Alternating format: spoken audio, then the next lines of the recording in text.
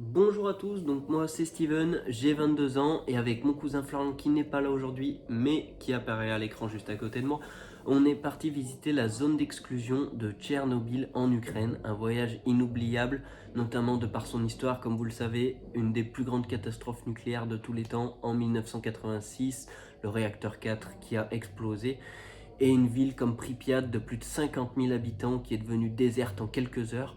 C'est un spectacle assez impressionnant et on avait envie de vous le partager. Donc ce qu'on fait, c'est que je vous fais prendre l'avion pendant 1 minute et on se retrouve là-bas. Et oui, il est 6h du matin et on est parti. Florian, est-ce que t'es chaud?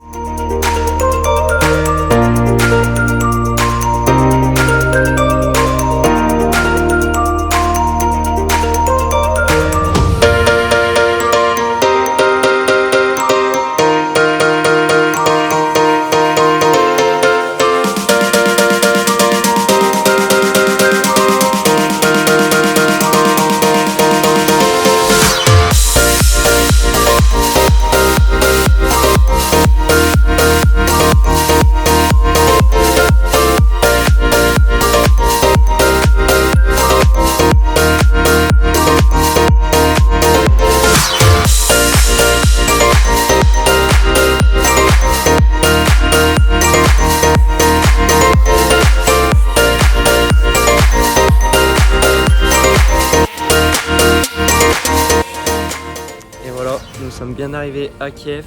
Florian, tes premières impressions? C'était un magnifique endroit, très beau cadre, idyllique.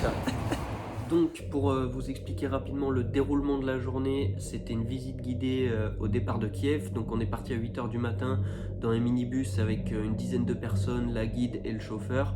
Donc, la guide nous expliquait comment allait se dérouler la journée. Ensuite, on a visionné un documentaire de 45 minutes expliquant la catastrophe.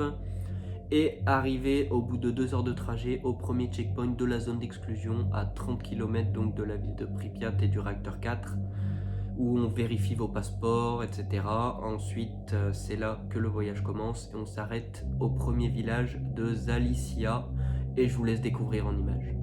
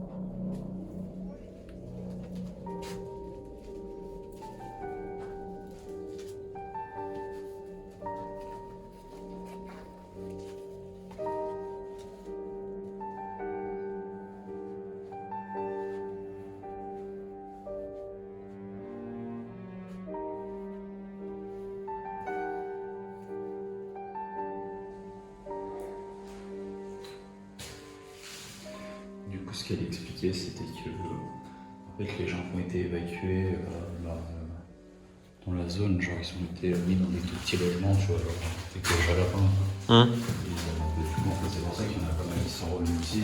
Ils ne voulaient pas venir dans un truc aussi petit. Bon, même si c'était entendu.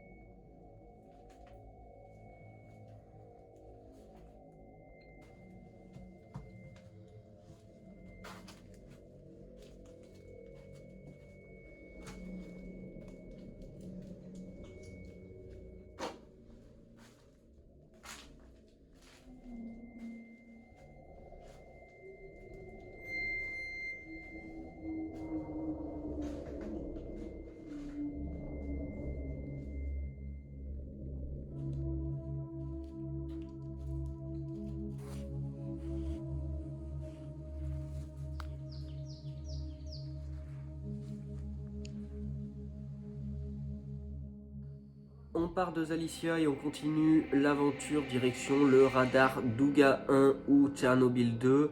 Vous vous demandez sûrement pourquoi le bas des troncs des arbres est noir. C'est qu'en avril dernier, au moment où nous on a été confinés par rapport à la Covid-19, Kiev a été confiné parce qu'un incendie a été déclenché à côté de Tchernobyl et ça aurait pu être très très dangereux parce que ça a soulevé toutes les poussières radioactives qui étaient au sol, notamment le césium 137. Et si vous lisez des articles, il y avait carrément une fumée blanchâtre et jaunâtre qui s'est répandue jusqu'à Kiev. Les gens ne pouvaient même pas sortir de chez eux sans choper la nausée et des maux de gorge. Mais ensuite, tout est rentré dans l'ordre, donc il n'y a pas eu de souci par rapport à ça. Et maintenant, donc je vous présente le Douga 1 ou Tchernobyl 2. On l'a aussi également appelé pivert russe parce qu'en fait, il a été créé durant la guerre froide de base par l'Union soviétique afin d'anticiper la venue de missiles intercontinentaux. Mais après de maintes essais sur de plus petites structures, au final, grandeur nature, ça n'a rien donné. Donc tous ces efforts ont été faits en vain. Et en plus de ça, les fréquences étaient tellement puissantes que par votre téléphone ou par la radio, vous pouviez entendre les fréquences insupportables dans le monde entier. Et le Douga 1, donc le Douga 1, pardon, a été abandonné en 1986 lors de la fusion du réacteur 4.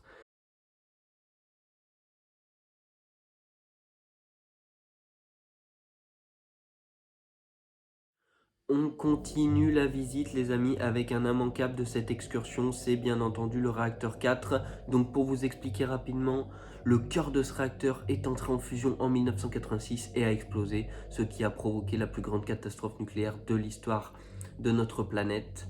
Je ne vais pas tout vous commenter, c'est beaucoup trop long à expliquer, mais ça reste un moment assez impressionnant, chargé d'histoire. La suite en images et en bonus, notre repas à midi dans la cantine des ouvriers, encore en activité dans la centrale.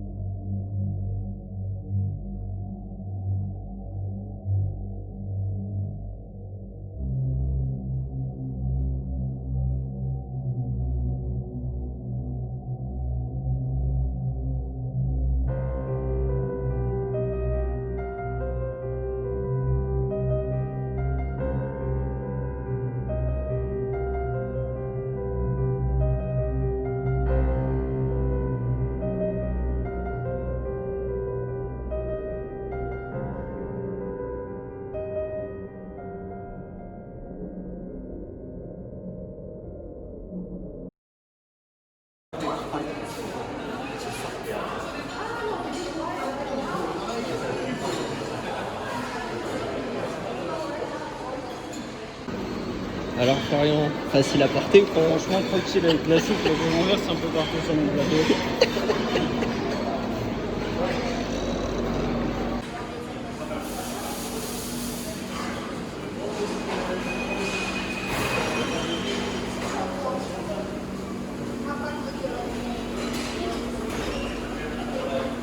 Il est bientôt 15h, arrivé dans la ville de Pripyat, cette ville de plus de 50 000 habitants, qui était un peu l'Eldorado de l'époque. Le travail, les loisirs, les écoles, tout était là. Et on a demandé à ses habitants de partir en 1 ou 2 heures seulement. Ils ont dû laisser toute leur vie derrière eux. C'est vraiment un moment spécial à vivre. On imagine toutes ces personnes dans la détresse qui ont dû tout laisser comme ça en 1 heure. Je vous laisse la suite en images et admirer ces moments chargés d'histoire.